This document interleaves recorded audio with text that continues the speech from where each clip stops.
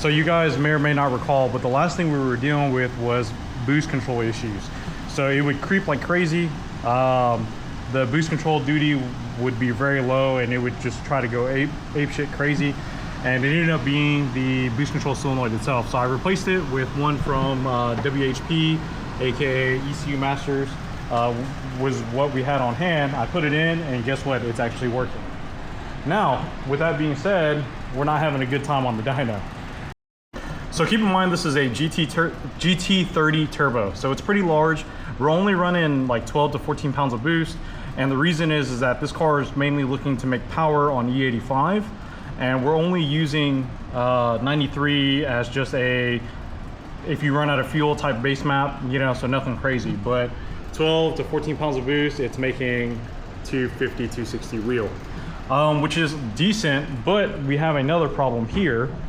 And let me get inside the car here, crack open the laptop. We've got a couple logs here, but they're all basically looking the same here for the most part. And what we're looking at is the knock level global there. So it's rising. So it is climbing. And the thing about it is that we've got a couple runs here. Let me see how many runs we have. So we've got 4 runs here, and each one I've removed 2 degrees of timing out of it. And so this first run obviously was running what the base map gives us. Then I pulled 2, then another 2, which makes 4, and then another 2. So as a grand total by this run here, I've already pulled 6 degrees. And the knock level global basically stays the same. So hopefully you guys can see this, but you can see that it's only running 10 degrees of timing, and you can see that the knock level is counting up. And that could be a number of different things. Could be something like a bracket is rattling or something along those lines. So I'm going to pull another 2 degrees of timing out of it up top, and we'll do another run, and basically we'll take a look at the knock counter again and see if it's changed any, and you know, we'll go from there. If it does not change, and I really don't expect it to change, to be honest with you, just because that it's already pretty damn low, but I'm gonna go pull some more timing out of this thing and just kind of see what we net here. Okay, so we are going to, I pulled 2 more degrees of timing out of it, and we're gonna go ahead and just do another run here with the boost levels the exact same.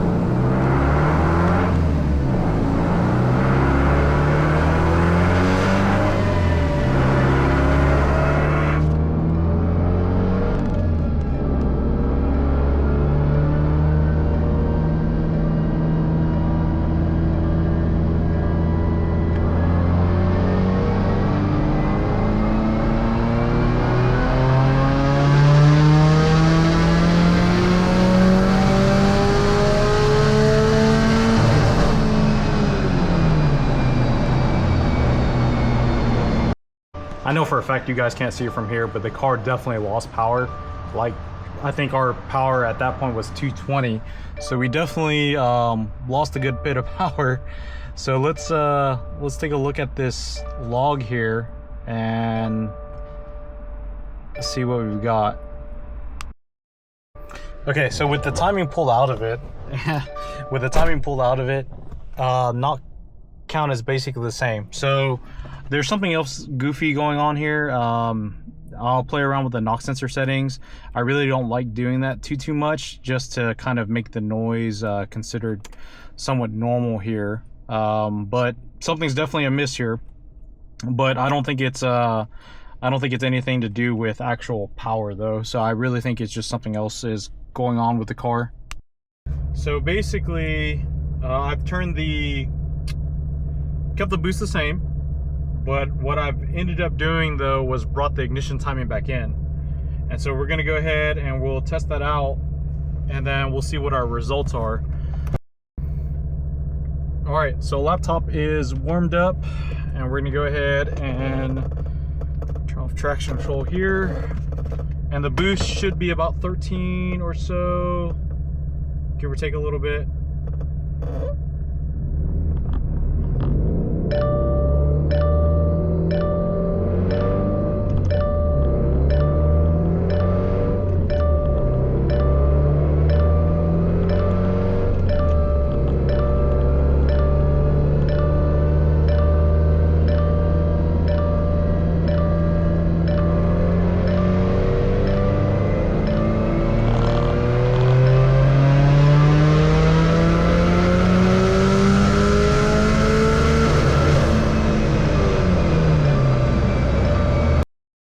Okay, so bringing the timing back has netted quite a bit of power compared to what it was before. So now I'm pretty confident that we have a little bit of noise here. So we've actually netted 300 horsepower. So that's a pretty big far cry from 260. And again, that's only 13 pounds of boost.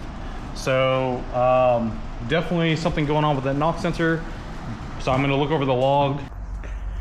All right, so we are basically done with 93. Again, the 93 map was really just a safe map just in case he ran out of E85 and had to fill up with 93. So we're gonna call that done. So I've got the feed line cracked open, and we're gonna go ahead and activate the fuel pump here to pump out what's left of the fuel, which is about 1/8 of a tank. So pump's running. We're just gonna let it run for a little bit until it runs out of fuel.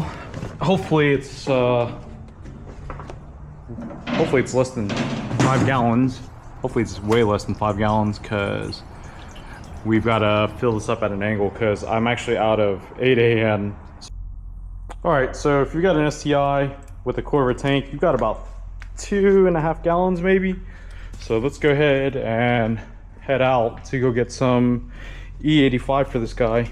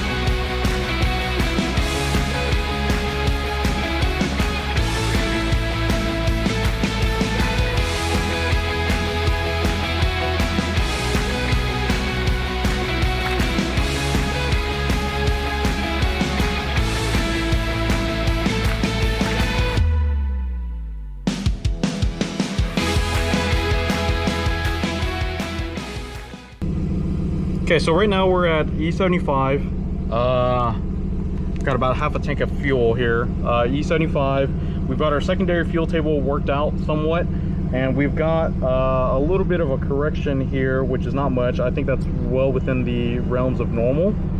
So we've got to make a couple changes here, and then we should be good to go though. So we've upped the wastegate duty cycle to about 40%, which is netting us 230 kPa. So realistically, that works out to 130 kPa. So for everybody else, that's almost 19 PSI. So we really want 250 kPa or 150 kPa worth of boost. So that's about 22 PSI is what we're really after. So timing's still not set. So we're still running the same ignition table here. So we're running pretty low timing still. We haven't added a secondary timing map just yet, but this tells us we're about anywhere from 14 to 15 degrees of timing, which is still pretty low. It's still like a pump gas timing map, but what we're trying to do is dial in our boost. Our IATs though are spiking like crazy. So at one point in time in the log, we were actually seeing 75 degrees or 75C in IAT, so 76 there. So it spiked pretty hot in temps. So we're kind of running out of room on efficiency in terms of the top mount intercooler goes. Now, with that being said though, we've ran 4 runs back to back without any stop time. So it doesn't really surprise me that the temperature spiked that high. And so for reference here, just so you guys know, 76C ends up being 170F. So it's pretty damn hot. And the crazy thing about it is that we actually have our fan blower blowing directly onto the intercooler. So it's directly on the intercooler. Ooh, yeah, that's hot to the touch. Yeah, I'm not fucking with that. So anyways, who'd ever guess, right? 170 degrees Celsius or Fahrenheit is pretty damn hot. Power wise though, we're doing okay. So we ended up on pump gas was 303. We're at 330 now. So I'm not too bad for not adding any real timing, but there's a lot left on board just because that I would think that if we were running 12 PSI, we're making 300. For us to damn near double that and only make 330s, yeah, kind of meh. So I think we're basically done for the day. Here's the reason why. We're actually maxed out of injector. So we're already at 93% duty cycle. So I'm gonna call the customer to deliver him the bad news. But it looks like on E85, our max, realistically, we should only be running 120 kPa worth of boost. And so realistically, whoops, just to give you guys an idea, the 18 PSI mark, 17 and a half, 18 is kind of where we should really leave it at. So I'm gonna go review some of our logs, take a look at it. We've got a couple of logs from when we were still turning up the boost, and we'll take a peek at that real quick. So here's our log of 35% duty cycle, or 35 wastegate duty cycle, and that was netting us about 210 kPa, and we were at 80%. So that's kind of where we're at there in terms of if you wanted to keep it quote unquote safe.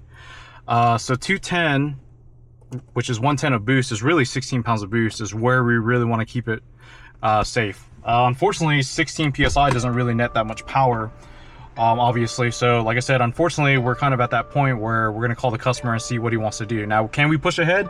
Absolutely. Is he running out of fuel? Absolutely. So that's going to be something that he'll have to let me know what he wants to do.